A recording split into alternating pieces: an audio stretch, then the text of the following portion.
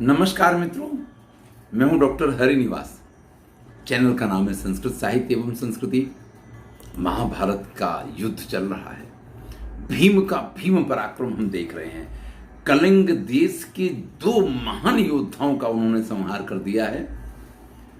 जैसे ही श्रुतायु ये देखते हैं कलिंग देश के महान योद्धा हैं, महारथियों में उनकी गणना होती है, वो तुरंत ही भीम के सामने आ जाते हैं। अपने रथ पे बैठ करके वो भीम का सामना करने के लिए पहुंचे हैं। इधर अशोक जो भीम का सारथी है वो भी दूसरा रथ लेकर के भीम के पास आ गया है। भीम भी अपने रथ पे सवार हो गए हैं। दोनों योद्धाओं के बीच में धनुर्युद्ध शुरू हो जाता है। श्रुतायु ने जैसे जैसे बाण छोड़े हैं, भीम ने उन सब को काटते हुए और जो नाराज नाम के सर हैं उनको प्रेस्यामास संक्रुद्धो दर्शन पाणि लाघवम, अपने हाथों का पराक्रम दिखाते हुए उन बाणों को छोड़ा है। और जैसे ही वो 7 बाण जाकर के उन श्रुतायु को लगे हैं, वो उसी समय पृथ्वी पे बेहोश हो गए हैं। उनका सारथी उनको लेकर के वहां से चला जाता है। इधर केतुमंत उसको जब इस बात का समाचार मिला है कि मेरे भाई शक्र की और पिता भानुमान का भीम ने वध कर दिया है, तो वो भीम के साथ युद्ध करने के लिए आ जाता है। लेकिन भीम के सामने उसकी शक्ति कहाँ टिकने वाली थी।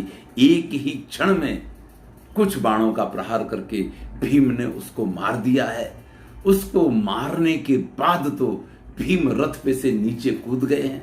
उनके हाथ में गदा है और आज उन्होंने इतना विकराल रूप धारण किया है, जो उनका भीम नाम है उस नाम को वो सार्थक कर रहे हैं। कलिंग देश का कोई भी योद्धा, कोई भी सैनिक इस समय उनको देख नहीं सकता है, उनके सामने नहीं पड़ सकता है।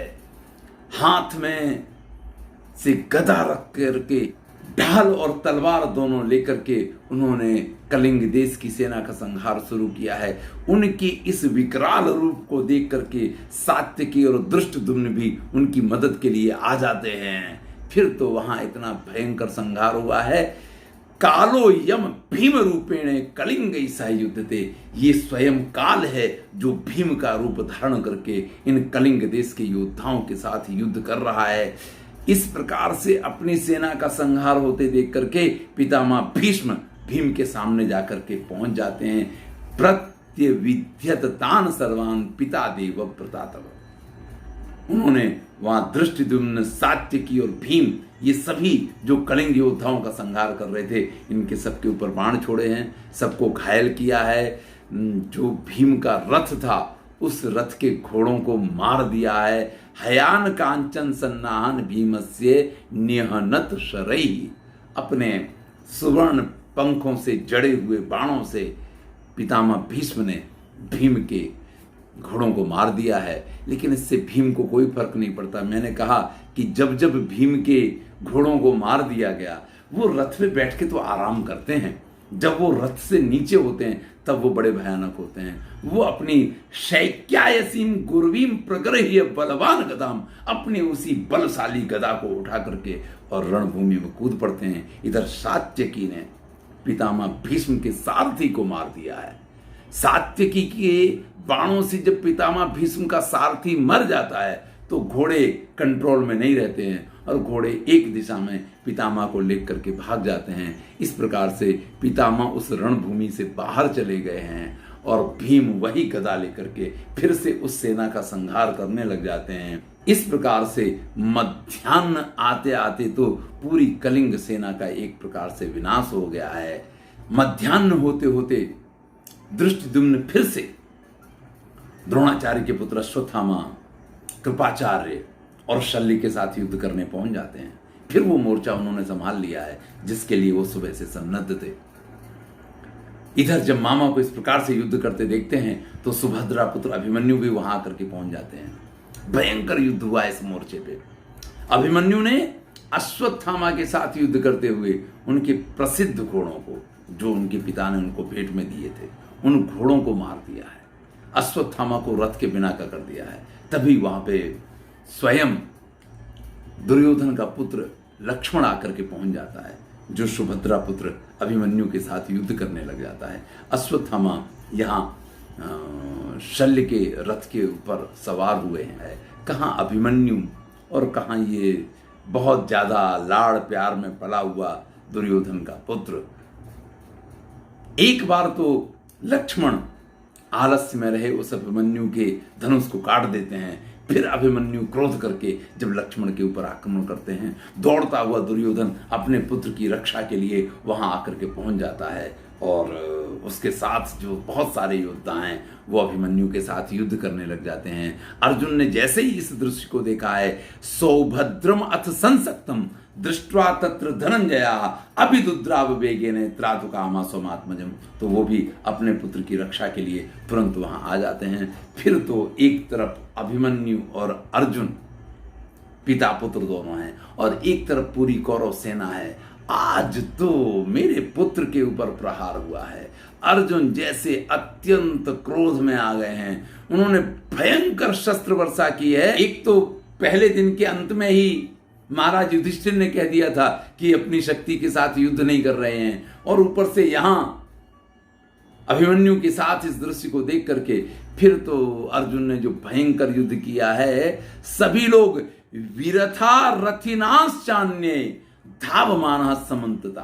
भाई जो रथ पे बैठे थे ना, वो रथ छोड़ छोड़ करके भागने लग गए हैं।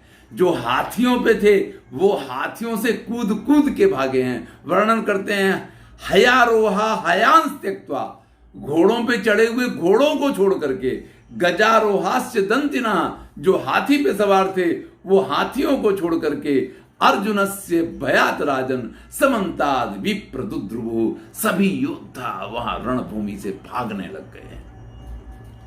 यहां महर्षि वेदव्यास बहुत सुंदर वर्णन करते हैं, सगदान अनुद्यतान बाहुं सखड्गांस्य विशांपते। किसी ने अपने हाथ में गदा उठाई थी, वो हाथ उसका वैसे ही रह गया है, उसको काट दिया गया है उसके शरीर को।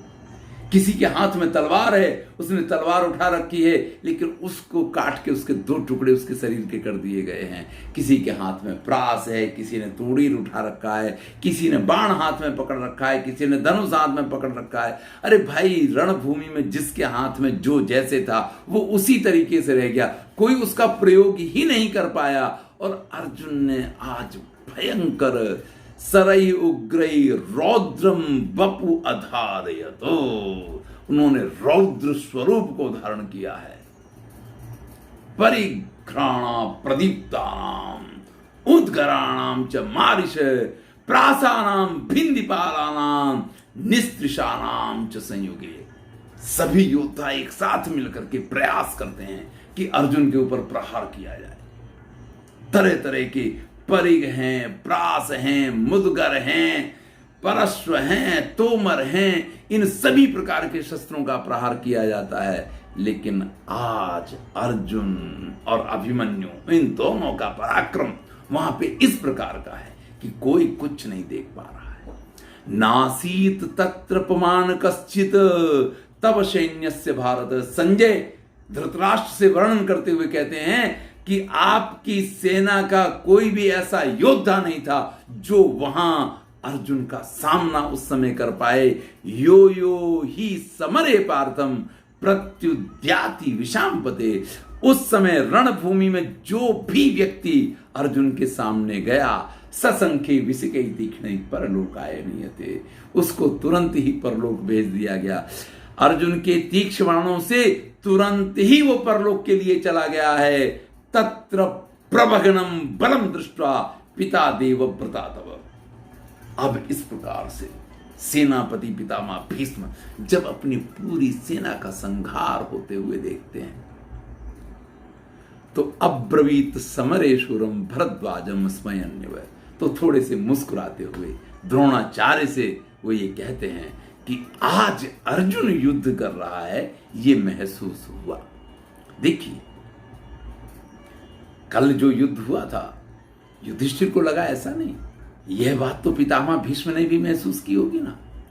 एस पांडु सुतो वीरः कृष्णेन सहितो बलि तथा करोति सैन्यानि यथा कुर्यात् धनंजय।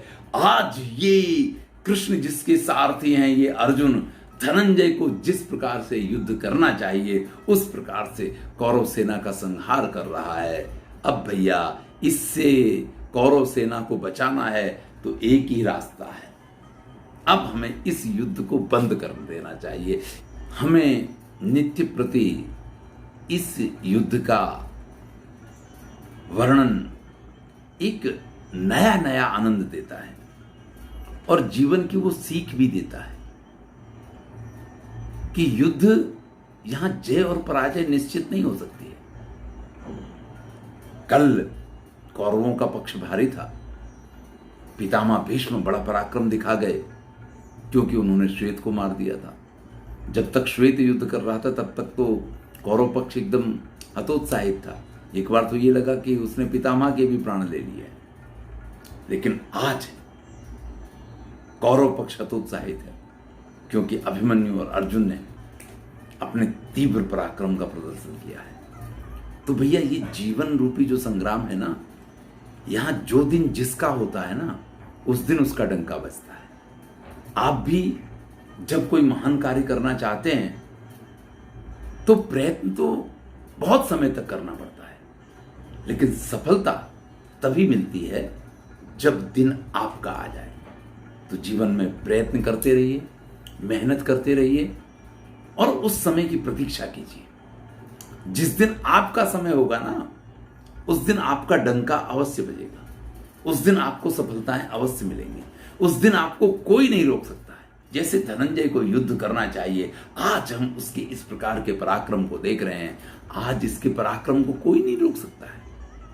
तो भैया हमें युद्ध समाप्ति की घोषणा कर देनी चाहिए और फिर गुरु द्रोणाचार्य के साथ मिलकर के एवं मुक्त्वा ततो भीष्मो द्रोणम आचार्य सत्तमम अवहार मथो चक्रे तावका नाम महारथ, अपने महारथियों को वापस बुलाते हुए और युद्ध समाप्ति का शंखनाद करते हैं।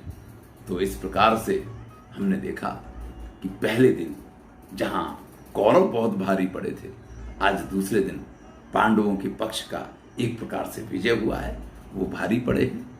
चलिए यही तो जीवन है ना, यही तो हमने आपसे कहा, ये संग्राम है, जीवन रूपी संग्राम है। अपने समय की प्रतीक्षा कीजिए। फिर एक बार कह रहा हूं आपसे, लड़ते रहिए, मेहनत करते रहिए, प्रयत्न करते रहिए, समय की प्रतीक्षा कीजिए। जब आपका समय आएगा तो आपको अवश्य सफलताएं मिलेंगी। धन्यवाद। मैं हूं डॉक्टर